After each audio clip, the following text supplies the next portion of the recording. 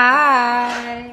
Andito kami ngayon sa Above Aesthetics. Andito kami ngayon sa Above Aesthetics para gamitin ang aming no, it's what you call privilege. Ano naman? Prevention. Ano ba? Basta. Oo, yung award namin sa aming Miss Q&A Chirurut. At kami po ay treatment. Siya naman magpapasira. Kasama namin sa nag-iisang Queen J with a beautiful Ayesha. And welcome dito sa Above Aesthetic with Dr. Rada. Dr. Rada. Sama si Dr. Dr. Rada. Doc. Nasa kusina. Nasa kusina nagsaing. Nagsaing si Dr. Dito kami ngayon sa kanyang clinic with a very beautiful. Dito siya sa front desk, si ma'am. Hi, ma'am. What is your name, ma'am?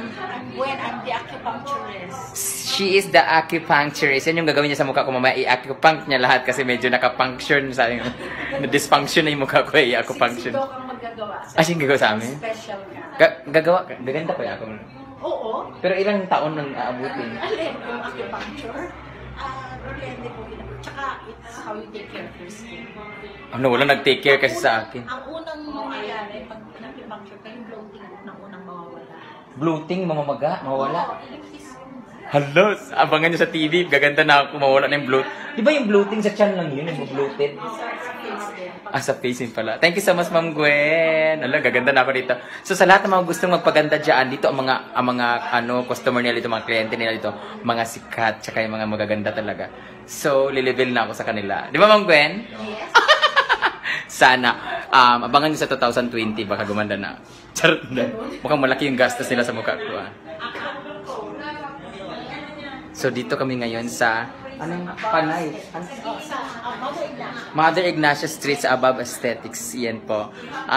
From Showtime family kami. Kaya, thank you so much. Andito yung mga nila, staff and everything. Si Dr. Rada, Dr. Radi. Facebook po, pong vlog. Siya po ang gagawa sa amin. Siya yung mahihirapan sa amin mamaya. Good luck talaga sa mukha ko talaga. Kasama ko ngayon si Miss Ayesha na Kamusta na? maganda siya kasi andyan yung boyfriend niya. Mukhang nakaluwag-luwag si mama.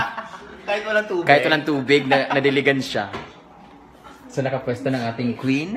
The beautiful queen and the beautiful and Miss Rady. Siya yung papaganda sa amin. Duk, gawan mo ng paraan niyo sa akin. Uy, gwapa naman juga. Duk, kailangan gawan mo ng paraan na mas gumanda pa ako kay Anha. Ito, ganito. Ilalagyan ko ng para lumiit, gumanon.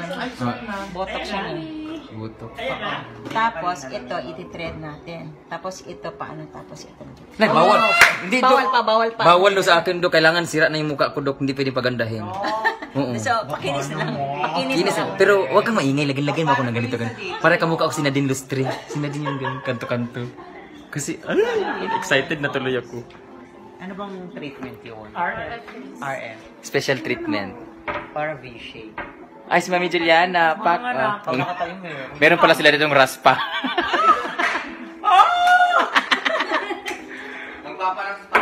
Ito naman, magpapa-opera kasi papalagay siya ng matris. Bumili siya sa Balintawak. Hindi na. Ibabay mo muna kay Anto, kay Brenda. Alin yung babad? Whitening po tayo.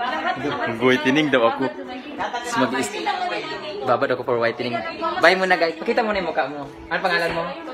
Si Ma'am Tonet. Siya yung pagpapaganda sa akin. Bisaya ka pong ka? Bisaya po di. Wala, dagan kami. Pag-wapa dyan ko karoon. Bahala mo diyan. Bye! Thank you, Ma'am Rade.